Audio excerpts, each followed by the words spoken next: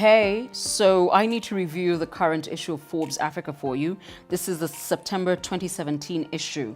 This is a very important publication, at least as far as I'm concerned, just because on the conversation Forbes is having on blockchain and cryptocurrency, number one, Bitcoin.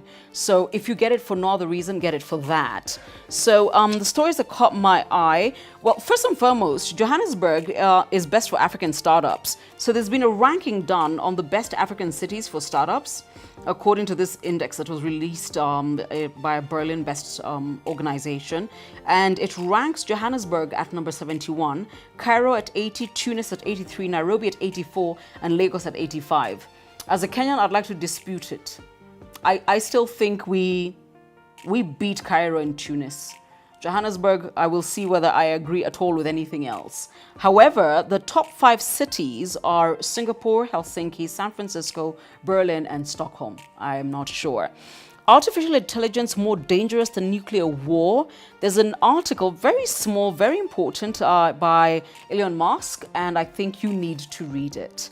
And then, of course, a very, very in-depth focus on Bitcoin and blockchain in this particular issue, and I think it's so important. So one of the things that caught my eye just in the beginning of the entire article is that cryptocurrencies, which is what they're called, are the tip of the iceberg when it comes to blockchain technology. If I was you and you're sitting there saying, bit who? Crypto what? Start by trying to understand what blockchain technology is. Once you understand that, then you begin to understand what cryptocurrencies are, why they are sought after, why everybody's talking about them, and why you should be part of that conversation. Very many, of course, traditional bankers will disagree with you. I think even right now, if you spoke to CBK, they'll say, no, we're not going near that. So it's one of those things, you need to enlighten yourself. You need to figure out what everybody else knows and what you need to know, and then decide whether you want to go there. Okay.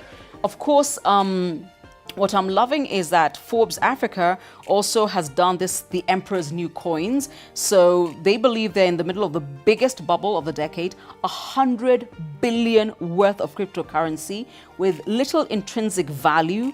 A long-term system will emerge. Nobody really knows where it will go to.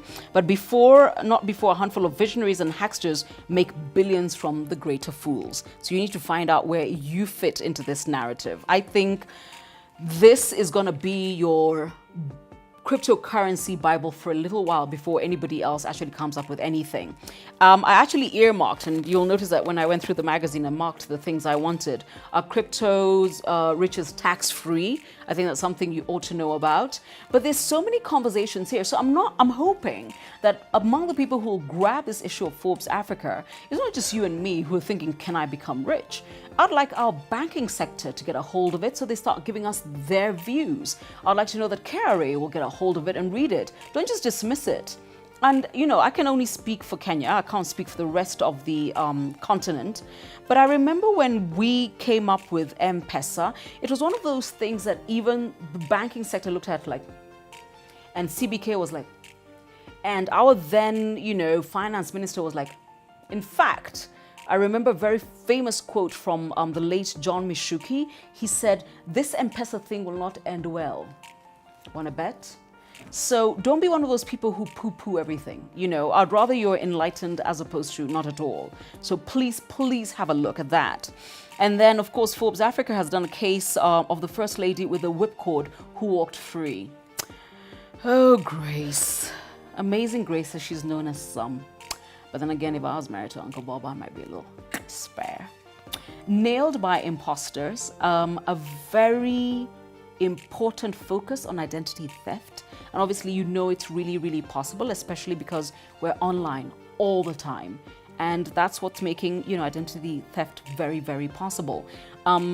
This particular look in Forbes Africa is looking at the stories of 2 different women. Please read, because this could be your story too, okay? You don't want to be one of those people thinking, what's going on? And then, of course, there's a focus on prisoners. Yeah, very interesting. The grind that comes with crime. So having a criminal record, and this especially in South Africa, for a less serious offense that occurred years ago should not be used to bar someone from gainful employment. Clearly, there's some systems on this continent that are clear. You've been caught doing something. It looks like we're not talking to you anymore. And then, failing and fading into history, there is an amazing focus in the current issue of Forbes Africa on malls, on shops. I noticed the conversation on Starter Fords was really, really, for me, I mean, my heartbeat went da-da-da-da-da. And there was a focus on retail and what is happening to stores, because you're not going into a store, you're going online to do your shopping. And empty shelves, unpaid bills, and angry workers. The person who did this story with a key focus on Kenya and Nakumatt and Uchumi did a pretty decent job, and I would suggest you read it. The other reason I'd like you to get a hold of the current issue of Forbes Africa is to look at battling giants. This is because you are looking at people like Google, IBM, and Microsoft going toe-to-toe as they begin to understand that AI is real. Artificial intelligence is not a joke. It's not something that you saw on Star Trek. It's not something that you think is part of, oh, the science fiction novels and movies. Not anymore. And the giants are actually making sure that they are part of the conversation. However, I think it's really important you look at what Elon Musk said about it. There is an interesting piece about black metal music in this particular issue of Forbes Africa. And then, because I'm Kenyan, I got a hang of Binyavanga Wanaina's narrative in this issue. Now, something I did not know. Apparently, Binyavanga says he knew at the age of 10 that he was gay, but he refused to talk about it until Chimamanda asked him. I didn't know Chimamanda is the one who asked Binyavanga whether he was gay, but apparently she asked him, and he, of course, said no. But he said it wasn't until she asked that he said, I need to deal with this. So, it is a mouthful. It's going to take you a month to read, but it is a read you're not going to put down. Forbes Africa, September. Get your copy, okay? No matter where you are on the continent. Thank you.